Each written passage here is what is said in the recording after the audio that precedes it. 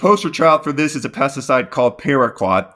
It's considered the most toxic weed killer ever created. It was developed in the 1950s. It kills the weeds that Roundup doesn't. It's so toxic that it's been used to commit homicide and suicide. The EPA's own website says that one sip can kill. Over 50 countries, including China, have banned it, but the United States has not. In fact, use of PARAQUAT in the United States has doubled in the last 5 years. It's sprayed in virtually every state in the country. It's sprayed on vineyards 30 minutes from where I live in Rochester, New York. I'm here in Colorado today. I'm sure it's being sprayed here in Colorado, and it's sprayed in the Central Valley of California. Dr. Tanner, the neurologist and epidemiologist that I mentioned earlier, over a decade ago showed that farmers who were exposed to PARAQUAT had a 150% increased risk of developing the disease. Researchers, including one of my colleagues at the University of Rochester, 25 years ago demonstrated that when you feed PARAQUAT to the laboratory animals, they develop the clinical and pathological features of the disease. If you don't believe any of that, an expose done by a great journalist, Carrie Gillam, for The Guardian, looked at legal documents from the company who manufactures PARAQUAT. They're being sued by some farmers who are asserting that their Parkinson's disease was likely caused by this pesticide PARAQUAT.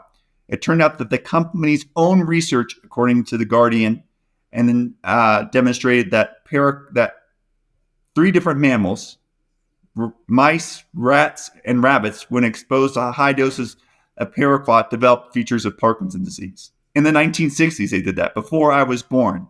So the company manufacturing PARAQUAT has known for over 50 years that their product produces the features of Parkinson's disease when fed to mammals. Dr. Tanner and her colleagues, Dr. Beata Ritz, a researcher at UCLA, and her colleagues have demonstrated that people who drink well water, about 40 million Americans get their water not from city water, which is regulated by the Safe Drinking Water Act, but from private wells on their own property.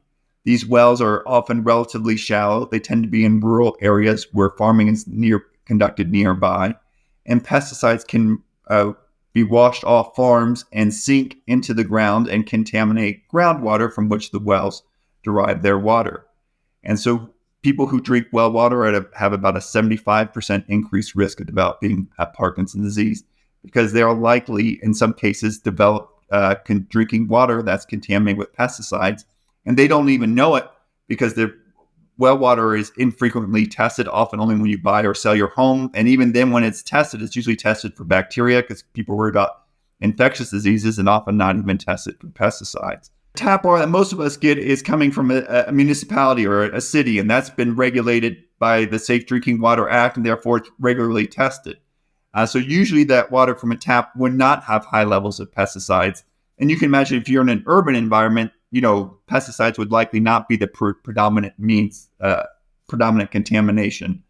That said, I still put a carbon filter, from Pure or Brita, from your grocery store on my tap at home, so that the water I drink, even though it should be safe, I added another layer of protection. And these carbon filters, which are relatively inexpensive, are actually can be quite effective at decreasing exposure to pesticides and other chemicals in your water that might be contributing to brain diseases or cancer or a wide range of medical conditions.